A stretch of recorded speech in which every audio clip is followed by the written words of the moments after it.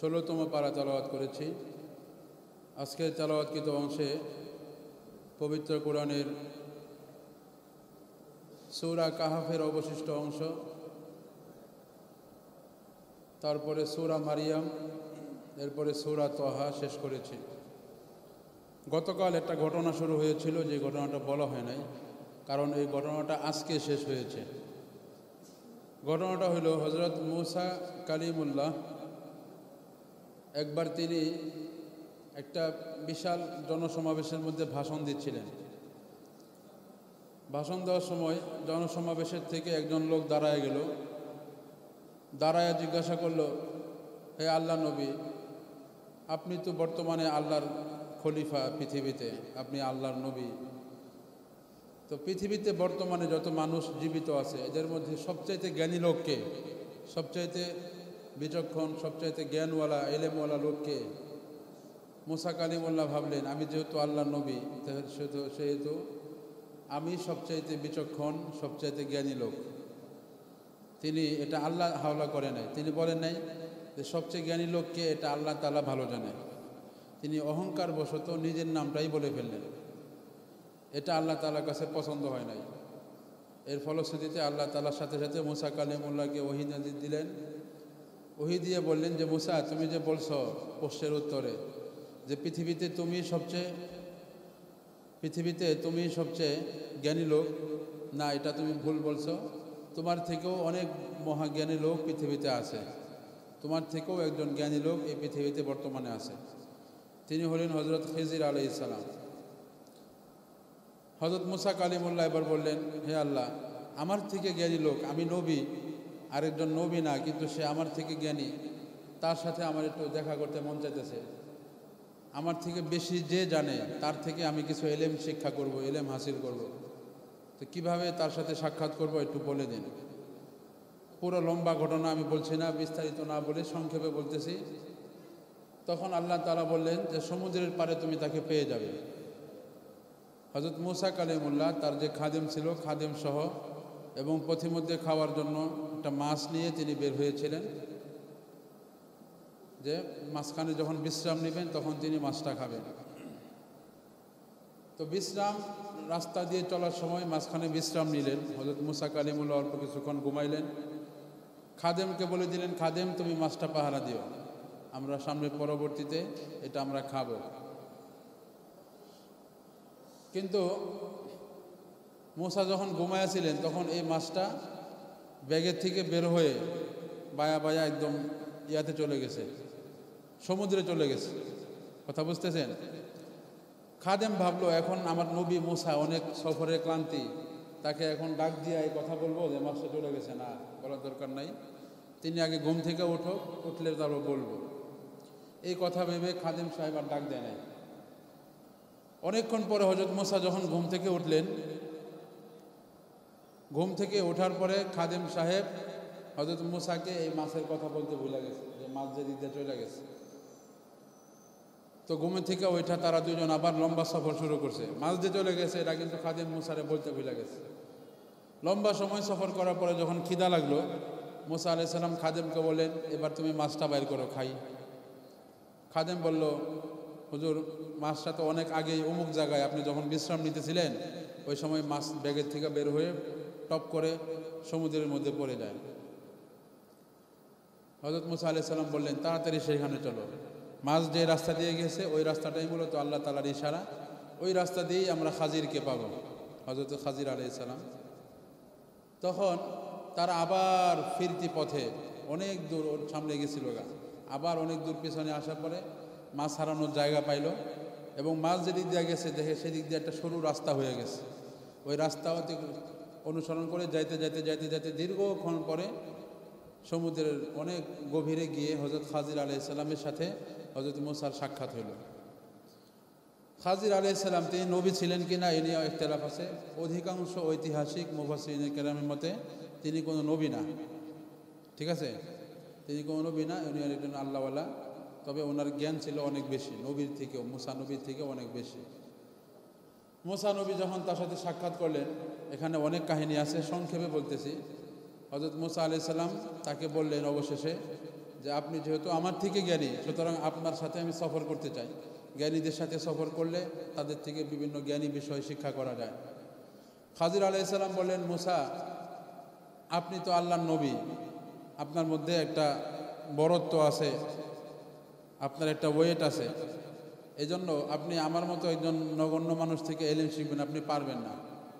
কেননা আমি এমন এমন কাজ করব যেগুলো আপনার এলিম অনুযায়ী এগুলো প্রশ্নবিদ্ধ, কিন্তু আমার জ্ঞান অনুযায়ী এগুলো সব ঠিক আছে, এই জন্য আপনি সহ্য করতে পারবেন না।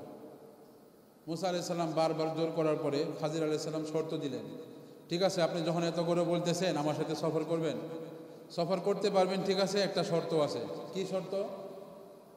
শর্ত হলো যে আমার সাথে সফরে চলার সময় আমি যে কোনো কাজ যদি করি, আমার কোনো কাজের মধ্যে আপনি প্রশ্ন করতে পারবেন না। যদি প্রশ্ন করেন তাহলে আপনার সাথে সফর করব না।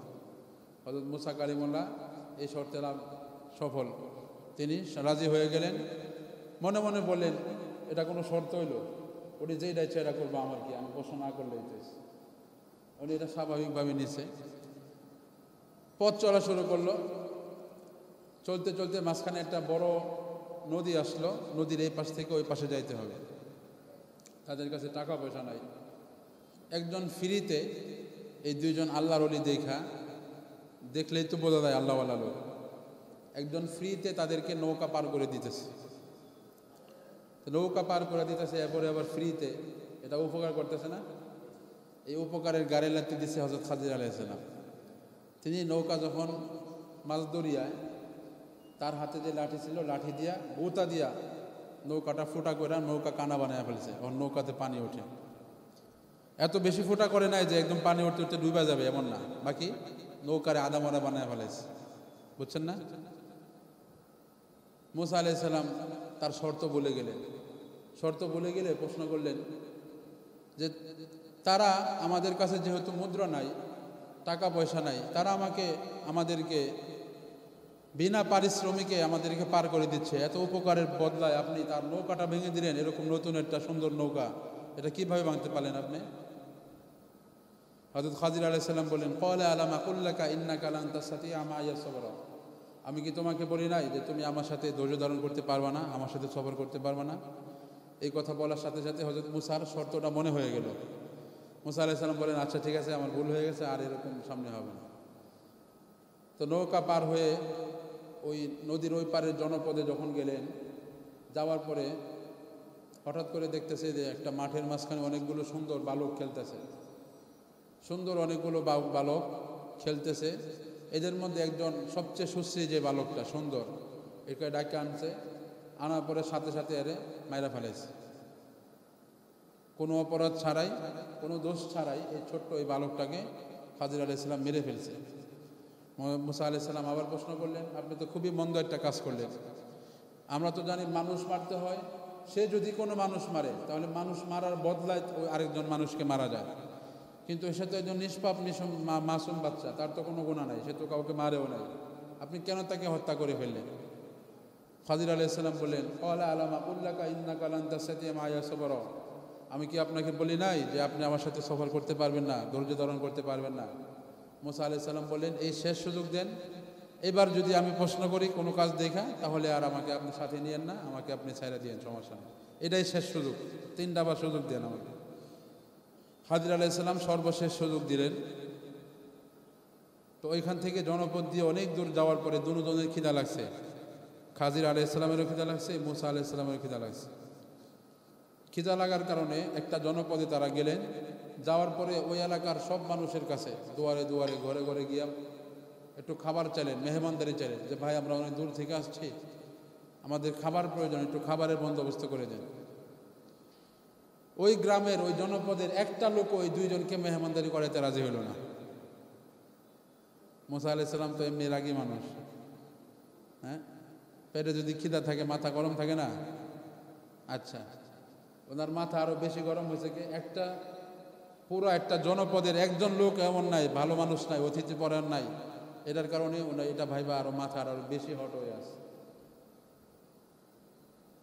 খানা যখন পাইতেছে না, তো ঘুরতে ঘুরতে হঠাৎ করে দেখে কি ওই জনপদেরই ওই গ্রামেরই একটা দেওয়াল একদম বেঁকা গেছে, ভাঙ্গা পড়ে যাওয়ার উপক্রম। বৃষ্টি আসলে দেওয়ালের নিচ দিয়া একদম ক্ষয় হয়ে যায় না, একদম পড়ে যাবে এমন একটা ভাব।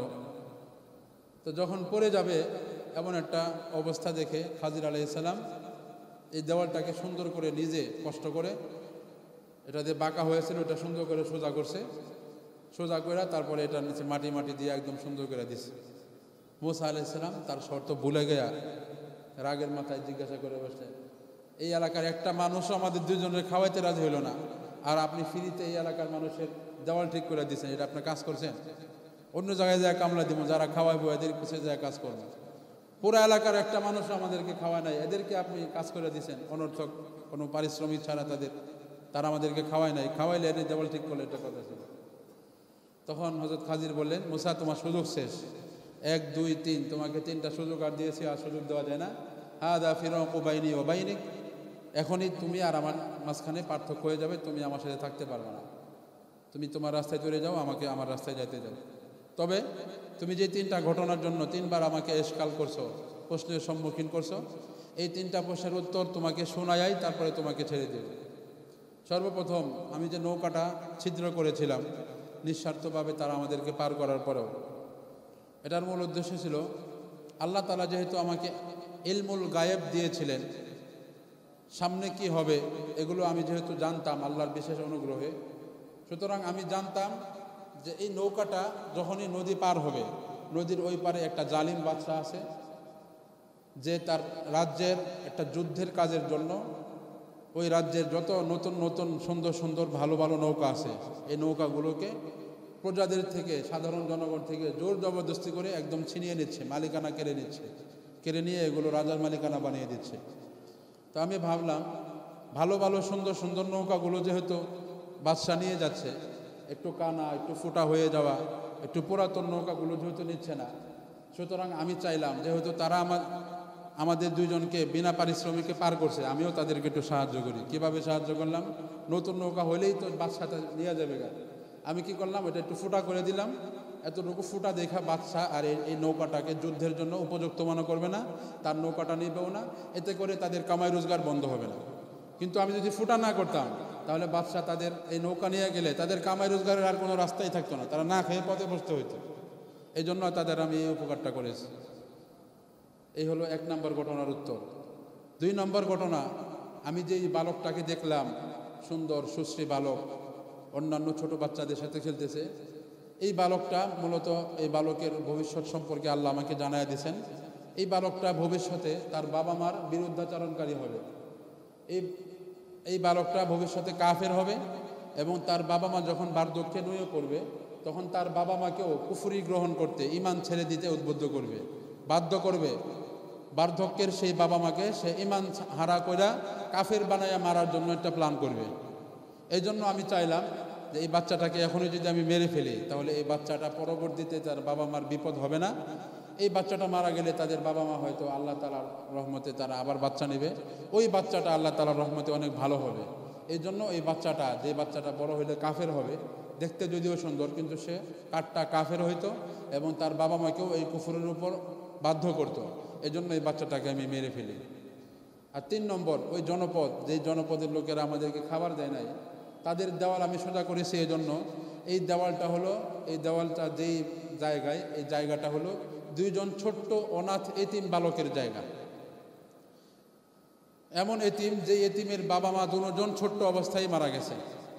তার বাবা মা এই এতিমের মালগুলো বিশ্বস্ত কোনো লোক পায় নাই, যে মালগুলো এতিমের বড় হইলে এতিমকে দিয়ে দিবেন, এরকম কোনো লোক পায় নাই।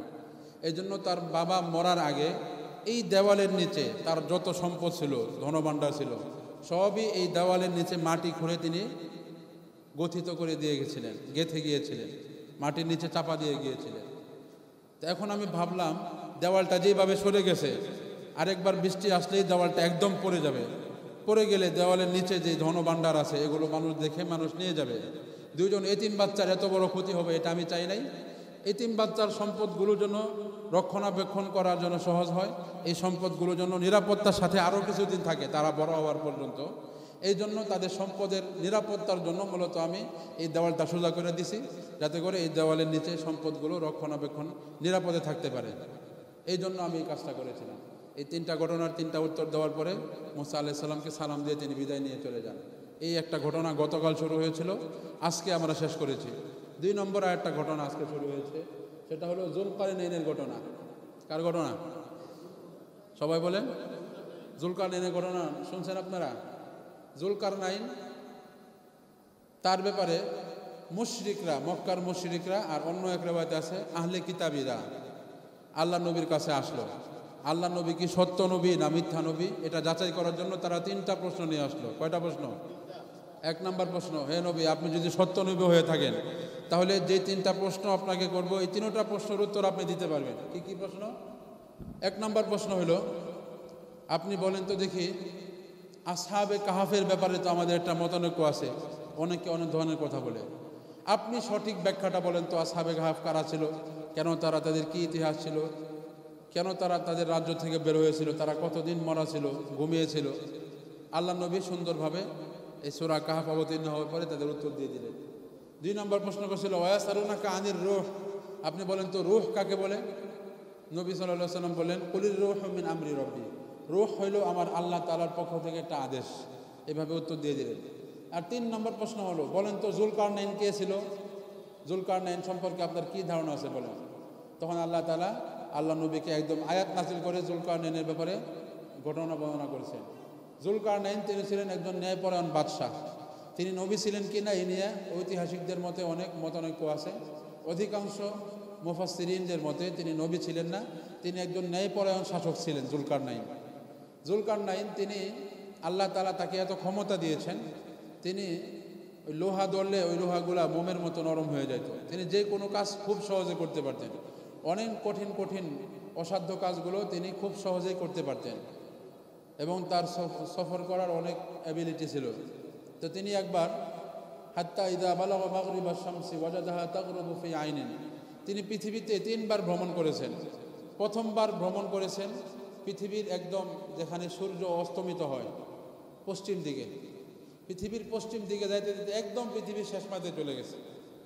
যাইয়া দেখে সূর্যটা যেখানে অস্তমিত হয় এই জায়গাটা হলো অনেক পুরাতন কালো নর্দমা হওয়া একটা গর্ত, কালো পানি। সূর্যটা যেখানে ডুবে, যেটার মধ্যে ডুবে দেখা যাচ্ছে ওই কালো ময়লা পানিযুক্ত ওই নর্দমার পিছনে গিয়ে সূর্যটা ডুবে যায়।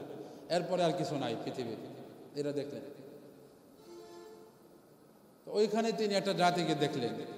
এই জাতি মূলত কাফের ছিল। হযরত যুলকারনাইন ওই কাফের সম্প্রদায়কে আল্লাহ তাআলা দাওয়াত দিলেন। আল্লাহ তাআলা যুলকারনাইনকে ইলহামের মাধ্যমে জানিয়ে দিলেন, যুলকারনাইন, আপনি এদের ব্যাপারে 2টার একটা করতে পারেন। কি কি? এরা দাওয়াত দেওয়ার পরে যদি যারা গ্রহণ করবে তাদের সাথে আপনি ভালো আচরণ করবেন, আর যারা দাওয়াত দেওয়ার পরেও ঈমান না আনবে, কাফের থেকে যাবে, তাদেরকে আপনি ইচ্ছা মতো পিটা দিবেন। এটা আপনি করতে পারেন। তখন যুলকারনাইন বলেন, আচ্ছা ঠিক আছে, আমি তাই করব। আমার দাওয়াত যারা গ্রহণ করবে তাদের উপর আমি সর্বোচ্চ শিথিলতা করব, সহজতা করব, আর যারা দাওয়াত না গ্রহণ করবে তাদের তো আমি পিটা দিবই, আর মরার পরে তো আপনার শাস্তি আছেই, হেরা থাকবে। ঠিক আছে। তো এইভাবে যুলকারনাইন পৃথিবীর পশ্চিমাঞ্চলে একবার ভ্রমণ করেছিলেন, এই বর্ণনা এসেছে।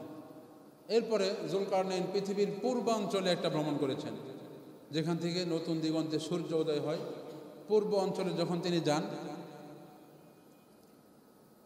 সেখানে যাওয়ার পরে তিনি একদল লোককে দেখেন যারা মানুষের, সূর্য যেখানে উদিত হয়, তারা মানুষের লোকালয়ের ধারণা তাদের মধ্যে ছিল না। এত দূরে পৃথিবীর লোকালয় যেখানে ছিল, যেখানে শেষ, এখান থেকে আরও অনেক দূরে যেখানে সূর্য উদিত হয় প্রতিদিন, আরও অনেক দূরে ওইখানে একটা সম্প্রদায়ের লোক বাস করে, অল্প কিছু লোক।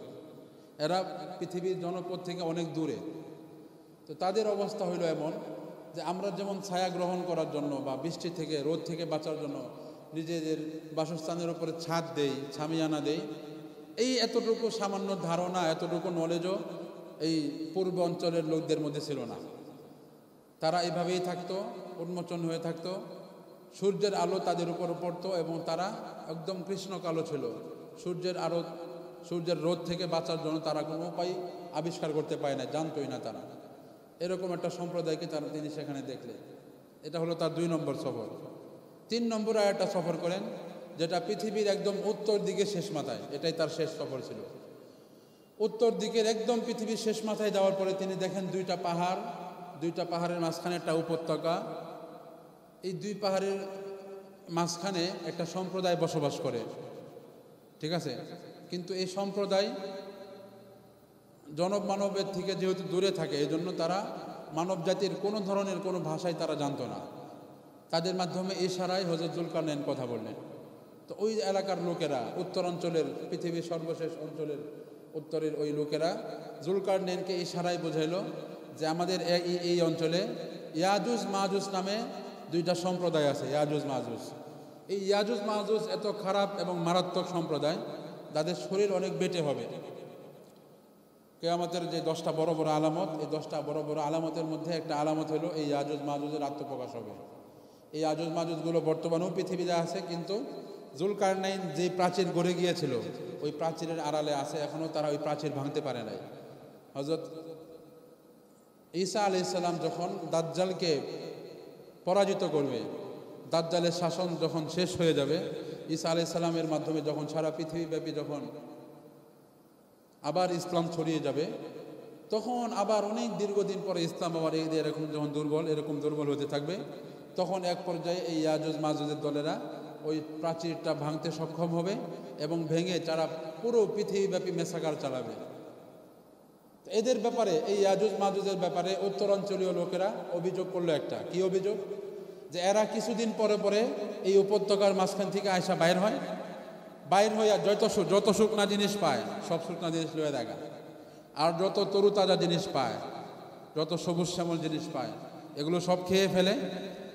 আকারে যদিও এরা মানুষ আকারে ছোট, কিন্তু এরা এত পরিমাণ খায়, 10টা হাতি যতটুকু খায় এর থেকে বেশি এই একটা ছোট্ট মানুষ, ইয়াজুজ মাজুজের এই গোত্রের একটা লোক এত বেশি খায়। তো এদের অভ্যাস হলো কোনো তরুতাজা সবুজ শ্যামল যত জিনিস তারা পায়, এগুলো সাথে সাথে সেখানে খাওয়া যায়, আর কোনো শুকনা জিনিস পায় না সেগুলো তারা তাদের এলাকায় নিয়ে যায়। মানে শুকনা আর ভিজা কোনো কিছুই আমরা পাই না, সব কিছু এরা মেসাকার বানায় চলে যায়। এতে আমাদের খাওয়া দাওয়া এবং বাসস্থান থাকার বা অনেক কষ্ট হয়। তো এটা বলার পরে তারা বলল যে আমরা আপনাকে কিছু হাদিয়া দিব, কিছু উপঢৌকন দিব, টাকা পয়সা দিব। এই টাকা পয়সার বিনিময়ে আপনি যেহেতু অনেক সামর্থ্যবান শক্তিবান, আপনি যুলকারনাইন, আপনি নিজ দায়িত্বে এই দুই পাহাড়ের মাঝখানে যে উপত্যকাটা আছে, যে নিম্ন ভূমিটা আছে, এই নিম্ন ভূমিটাকে আপনি এমনভাবে ভরে দিবেন যাতে করে এরা পাহাড় ডিঙ্গিয়ে যাতে আর আমাদের অঞ্চলে না আসতে পারে। তখন হযরত যুলকারনাইন বললেন যে তোমরা যে আমাকে লোভ দেখাইতেছো টাকার, এই টাকা আমি চাই না, আমি পৃথিবীতে আল্লাহর খলিফা, আল্লাহ তাআলা আমাকে যা দিয়েছে এটা দিয়ে আমি সন্তুষ্ট, তোমাদের কাছ থেকে আমি কোনো বিনিময় নিতে চাই না। তোমাদের এই দুই পাহাড়ের মাঝখানে আমি সীসা ঢালা প্রাচীর বানাইতে প্রস্তুত আছি, কিন্তু শর্ত হইল তোমাদেরকেও এখানে হাত পা লাগায় কাজ করতে হবে, আমাকে হাত পা লাগায় সহযোগিতা করতে হবে। এরপরে তিনি ওই উত্তর অঞ্চলে ওই লোকদেরকে বললেন যে তোমরা বড় বড় লোহার খণ্ড নিয়ে এসে জমা করো। আনার পরে দুই পাহাড়ের মাঝখানে যেই নিম্নভূমি ছিল উপত্যকা, ওই উপত্যকার মধ্যে এগুলো ফেলা হলো। ফেলতে উপত্যকাটা যখন ভরতে দুই পাহাড়ের চূড়ার সমপর্যায় হয়ে গেছে, একদম লেভেল হয়ে গেছে, তখন হযরত যুলকারনাইন তাদেরকে বললেন এবার তোমরা তামা গলাও। বিপুল সংখ্যক তামা তারা গলাইলো। আগুন দিয়ে গলানোর পরে ওই গলিত তামাগুলা ওই উপত্যকা, যেটাকে পাহাড়ের চূড়া সমপরিমাণ ভরা হয়েছিল, ওই উপত্যকার উপর ছেড়ে দেওয়া হলো এইভাবে, যাতে করে ওই লোহার ফাঁক ফুকুর যেগুলো আছে, লোহার ফাঁক ফুকুর দিয়ে যেন ইয়াজুজ মাজুজের কোনো একটা লোক যেন আসতে না পারে। তারপরে ওই সীসা দিয়ে যখন একদম সীসা ঢালা প্রাচীর বানিয়ে ফেললো, তখন ইয়াজুজ মাজুজরা যেহেতু বেটে ছিল, খাটো ছিল, এত বড় প্রাচীর ডিঙ্গায়া তারা আর এই লোকালয়ে আসতে পারে না, তারা ওই প্রাচীরের ওই পাশেই আছে, তারা ওইখানেই বসবাস করতেছে বর্তমানেও। কিন্তু পৃথিবীর কিয়ামত যখন ঘনিয়ে আসবে, কিয়ামতের 10টা আলামতের একটা বড় আলামত হলো কিয়ামতের আগ মুহূর্তে ইয়াজুজ মাজুজের আবির্ভাব ঘটবে এবং তারা আগের মতো আবার মেসাকার করবে। পৃথিবীতে যত জিনিস আছে সব কিছু তারা লুটপাট করবে। অবশেষে আল্লাহ তাআলা কিয়ামতের ঠিক আগ মুহূর্তে এই ইয়াজুজ মাজুজকে একটা বিষাক্ত কীটের মাধ্যমে এদেরকে ধ্বংস করবে। বিষাক্ত একটা কীট পতঙ্গ, ওই কীটের মাধ্যমে আল্লাহ তাআলা এই ইয়াজুজ মাজুজ এই দুইটা সম্প্রদায়কে ধ্বংস করবে। এই ঘটনাটা বর্ণনা করা হয়েছে আজকের তেলাওয়াতকৃত আয়াতে। আল্লাহ রাব্বুল আলামিন বলেন, ইন্নাল্লাযীনা আমানু ওয়া আমিলুস সলিহাতি কানাত লাহুম জান্নাতুল ফিরদাউসি নুজুলা খালিদিনা ফিহা লা ইয়াবগুনা আনহা হিওয়ালা। নিশ্চয়ই যারা ঈমান আনবে এবং আমল করবে তাদের জন্য আমি আল্লাহ তাআলা জান্নাতুল ফেরদাউস বানিয়ে রেখেছি। বলেন সুবহানাল্লাহ। জান্নাতুল ফেরদাউস। কুল লাউ কানাল বাহরু মিদাদাল লিকালিমাতি রাব্বি লানাফিদাল বাহরু। এরপরে আল্লাহ তাআলা বলতেছেন, আপনি বলে দিন পৃথিবীতে যত সমুদ্র আছে, পৃথিবীতে যত সমুদ্র আছে, আপনারা জানেন পৃথিবী যত রূপ, এর 3 ভাগই হলো পানি। পৃথিবীর যত পানি আছে এই সব পানিগুলোকে যদি একটা কলমের কালি বানানো হয় আর ওই কালি দিয়ে যদি আল্লাহ তাআলার প্রশংসা এবং বরত্ব লেখা হয়, তাহলে পৃথিবীর সব পানির ওই কালিগুলো শেষ হয়ে যাবে, কিন্তু আল্লাহ তাআলার প্রশংসা এবং বরত্ব লেখা শেষ হবে না। সুবহানাল্লাহ। এরপর আল্লাহ তাআলা এর পরবর্তীতে আয়াতে বলেন, কুল ইন্নামা আনা বাশারুম মিসলুকুম ইউহা ইলাইয়া আন্নামা ইলাহুকুম ইলাহু ওয়াহিদ। আমাদের এই অঞ্চলে একদল লোক আছে যারা সুন্নি, তারা বলে যে আমাদের নবী নূরের তৈরি, উনি মানুষ না, উনি ফেরেশতাদের মতো নূরের তৈরি। তাদের এই কথা অপনোদন করার জন্য, কর্তন করার জন্য আল্লাহ তাআলা বলেন যে না, আপনি বলে দিন হে নবী, আমিও তোমাদের মতো সাধারণ মানুষ, তবে আমার কাছে পার্থক্য হলো আমার কাছে আল্লাহ তাআলার পক্ষ থেকে ওহী আসে, এতটুকুই। আমিও মানুষ, আমি নূরের তৈরি কিছু না। এই বিষয়টা আল্লাহ তাআলা বর্ণনা করেন। এরপরে এই সূরা শেষ হওয়ার পরে সূরা কাহাফের পরে সূরা মারিয়াম। আপনারা জানেন মারিয়াম হলো হযরত ঈসা আলাইহিস সালামের মায়ের নাম। হযরত ঈসা আলাইহিস সালাম অলৌকিকভাবে বাবা ছাড়া আল্লাহ তাআলা হযরত মারিয়ামের গর্ভে হযরত ঈসা আলাইহিস সালামের জন্ম দিয়েছিলেন। এই বিস্তারিত ঘটনা বিবরণ আছে। হযরত ইব্রাহিম আলাইহিস সালাম তার বাবার পৌত্তলিকতার ধর্মের বিরুদ্ধে, পৌত্তলিকতার মূর্তি পূজার বিরুদ্ধে তিনি যেই সংগ্রামী জীবনযাপন করেছেন, এই বিস্তারিত ঘটনাগুলো এসেছে। হযরত ইসমাইল আলাইহিস সালাম যে অনেক ওয়াদা পূরণকারী ছিল, এই বিষয়টাও বর্ণনা করা হয়েছে। হযরত ইদ্রিস আলাইহিস সালামকে আল্লাহ তাআলা অনেক সম্মানিত মাকাম দান করেছে, এই বিষয়গুলোও বর্ণনা করা হয়েছে। এরপরে সূরা তহার মধ্যে আল্লাহ তাআলা হযরত মূসা আলাইহিস সালামের ঘটনা বর্ণনা করেছেন। হযরত মূসা আলাইহিস সালামকে আল্লাহ তাআলা জিজ্ঞাসা করলেন, ওমা তিলকা বিয়ামিনিকা ইয়া মূসা, হে মূসা তোমার হাতে কি? মূসা আলাইহিস সালাম এক উত্তর দিতে পারতো যে আমার হাতে লাঠি, কিন্তু তিনি আল্লাহর সাথে বেশিক্ষণ কথা বলতে চান, এজন্য শুধু লাঠি এই কথা বলে থাকেন। তখন তিনি বলতেছেন ক্বালা হিয়া আসয়া, আল্লাহ এটা তো লাঠি, আতাওয়াক্কাউ আলাইহা, এই লাঠিতে আমি ভর দিয়া চলি, ও আহুস্সু বিহা, এর দ্বারা আমি আমার ছাগলের জন্য কাঁঠাল পাতা পারি, আলা গনামি ওয়ালিয়া ফিহা মাআরিবু উখরা, এবং এই লাঠি দিয়ে আমি এই করি সেই করি, রাস্তায় ময়লা দেখলে ময়লা সরা ফেলি, যত কিছু আছে এটা কইতেছে। কেন কইতেছে? আল্লাহর সাথে একটু বেশিক্ষণ কথা কইতে চায়। এই বিষয়গুলো আল্লাহ তাআলা তুলে ধরেছেন। আল্লাহ তাআলা হযরত মূসা আলাইহিস সালামকে যখন বললেন যে তুমি ফেরাউনকে দাওয়াত দাও, মূসা আলাইহিস সালাম বলেন, আল্লাহ আমি তো একা একা ভয় পাইতেছি, আমার সাথে আরেকজন সাথী দেন। তখন মূসা আলাইহিস সালামের এই আবেদনের প্রেক্ষিতে তারই আপন ভাই হযরত হারুন আলাইহিস সালামকে মূসা আলাইহিস সালামের প্রার্থনার পরে তাকে নবুয়ত দেওয়া হয়েছে। এই দুইজন মিললে হযরত হারুন আলাইহিস সালামকে দাওয়াত দিতে চাইলেন। দাওয়াত দিতে গিয়ে যাওয়ার আগে আল্লাহর কাছে হযরত মূসা আলাইহিস সালাম দোয়া ছিলেন, ক্বালা রাব্বি ইশরাহ লি সাদরি ওয়া ইয়াসসির লি আমরি ওয়াহলুল উকদাতাম মিন লিসানি ইয়াফকাহু কওলি। এই দোয়াগুলো এখনও বর্তমানেও আমাদের আমলে আছে। কেউ যদি কঠিন কিছু শিখতে চায়, কঠিন কিছু করতে চায়, ওগুলো শেখার আগে সে যদি এই দোয়াগুলো পড়ে, তাহলে তার ওইগুলো আল্লাহ তাআলা সহজ করে দেয়। এই বিষয়গুলো বর্ণনা করা হয়েছে। হযরত মূসা আলাইহিস সালাম আসছিলেন জাদুবিদ্যার একটা চূড়ান্ত পর্যায়ে যখন ছিল, জাদুবিদ্যার উৎকর্ষের একটা যুগের মধ্যে হযরত মূসা আলাইহিস সালামকে আল্লাহ তাআলা নবী বানায় পাঠিয়েছেন। তো ওই জাদুগুলো মোকাবেলা করার জন্য আল্লাহ তাআলা হযরত মূসা আলাইহিস সালামকে একটা সামর্থ্য দিয়েছিলেন। কি? মূসা আলাইহিস সালামের হাতে যে লাঠিটা ছিল, এই লাঠিটা যদি আল্লাহর নামে ছাড়া দিত ওইটা সাপ হয়ে যেত। তো জাদুবিদ্যা ওই লোক যারা ছিল, জাদুকর যারা ছিল, তারা মূসা আলাইহিস সালামকে চ্যালেঞ্জ করলো যে তুমি মূসা তো আমাদের সাথে পারবে না, ঠিক আছে? তুমি যে আল্লাহর নবী, তুমি যদি আল্লাহর নবী হয়ে থাকো তাহলে আমাদের মোকাবেলা করে দেখো।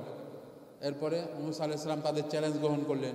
চ্যালেঞ্জ গ্রহণ করার পরে একটা নির্দিষ্ট দিনে নির্দিষ্ট একটা ময়দানে সবাইকে উপস্থিত হতে বললেন। রাষ্ট্রের সব জাদুঘর উপস্থিত থাকবে, রাষ্ট্রের সমস্ত জনগণ এখানে সরাসরি দেখে প্রত্যক্ষ করবে। তারপরে এক পাশে রাষ্ট্রের সমস্ত জাদুঘররা জমা হয়েছে, আরেক পাশে মূসা আলাইহিস সালাম একা।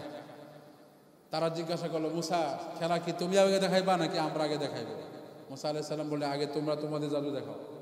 তখন তারা বিভিন্ন ধরনের বিভিন্ন সাপ টাপ বানায়া, হাজার হাজার লক্ষ লক্ষ সাপ বানায় তারা বিভিন্ন জাদু দেখাইল। এরপরে হযরত মূসা আলাইহিস সালাম বললেন, এবার আমার পালা। আল্লাহ তাআলার আদেশে হযরত মূসা আলাইহিস সালাম যখন তার লাঠিটা ছাড়লে, লাঠিটা এত বড় সাপ হইল যে ওই সাপটা যদি একটা নিঃশ্বাস নেয় হাঁ করে, ওদের জাদুকৃত যতগুলো সাপ ছিল সবগুলো সাপ এই সাপের পেটের ভিতরে ঢুকে যাবে। তারা সবাই পরাজয় বরণ করলো এবং বলল যে আমরা যত জাদুঘর আছি মুসার এই অঞ্চলে সমস্ত জাদুঘর আমরা এক শয়তান ছিল, একজন লোক ছিল, সে হযরত জিবরিল আলাইহিস সালাম যখন মুসার কাছে আসতো, হযরত জিবরিল আলাইহিস সালামের একটা বৈশিষ্ট্য ছিল, তার পা যেখানে পড়তো ওই জায়গাটা সবুজ সজীবতায় ভরে যেত। এটা জানেন কিনা? হযরত জিবরিল আলাইহিস সালামের শরীরের প্রত্যেকটা অংশে এমন একটা পাওয়ার ছিল, ওই জায়গাটা যেখানে লাগতো এই জায়গাটার মধ্যে একটা প্রাণবন্ততা, ওই যে একটা জীবন লাভ করার বিষয় সেখানে পাওয়া যেত। হযরত জিবরিল আলাইহিস সালাম যখন আসতেন হযরত মুসা আলাইহিস সালামের কাছে, তখন ওই যেই জায়গায় পাড়া দিতেন ওই জায়গার ঘাসগুলো খুব তাড়াতাড়ি সবুজ শ্যামল হয়ে যেত, অনেক বড় হয়ে যেত। তো সামিরি ভাবলো অবশ্যই এই মাটিগুলোতে আলাদা একটা পাওয়ার আছে। সে কি করলো, এই জিব্রাইলের পাড়া দেওয়া মাটি, এটা তো দেখলেই বোঝা যায় এখানে ঘাসগুলা খুব সুন্দর সবুজ শ্যামল, বাকিগুলো ময়রা রয়েছে, শুকায়া রয়েছে। ওই মাটিগুলো সে একসাথে জমা করা একটা বাছরের আকৃতি দিয়া ওই বাছরের পিছন দিয়া ফু দিছে, ওই বাছরটা ভেবে করা শুরু করছে, বুঝছেন? এরপরে বলতেছে সামিরি তখন ওই বনি ইসরাইলকে বললো, দেখো এই যে বাছুর, এটাই তোমাদের প্রভু এবং মুসার প্রভু, কিন্তু এই বাছুর যে মুসার প্রভু এটা বলে মুসা ভুইলা গেছে, নাউজুবিল্লাহ। এরপরে তার এই হঠকারিতার কারণে পুরো একটা জাতিকে সে মুশরিক বানানোর কারণে আল্লাহ তাআলা তাকে এমন শাস্তি দিছে যে তার মধ্যে তাকে কেউ ছুঁতে পারতো না। কল আলা মিসাসা, তাকে এমন একটা কি বলে, এটা কুষ্ঠ রোগ নাকি কি এটা রোগ বলে, যে একে কেউ ছুঁইতেই পারবে না, স্পর্শ করতে পারবে না। একে যদি কেউ হালকা একটু টাচ করতো মৃত্যুর আগ পর্যন্ত এই আযাব সে ভোগ করছে। ওরে যদি কেউ সামান্য টাচ করতো ও সারা শরীর শিহরিত হয়ে মানে একবার অবস্থা খারাপ হয়ে যেত। এরকম শাস্তি আল্লাহ তাআলা তাকে মৃত্যু পর্যন্ত দিয়েছে। আর মৃত্যুর পরে তো জাহান্নামের শাস্তি আছেই। যতটুকু আলোচনা হলো আল্লাহ তাআলা আমাদেরকে বোঝার এবং আমল করার তৌফিক দান করুন। সুবহানাল্লাহি ওয়া বিহামদিহি, সুবহানাকাল্লাহুম্মা ওয়া বিহামদিক, আশহাদু আল্লা ইলাহা ইল্লা আনতা আস্তাগফিরুকা ওয়া আতুবু ইলাইক।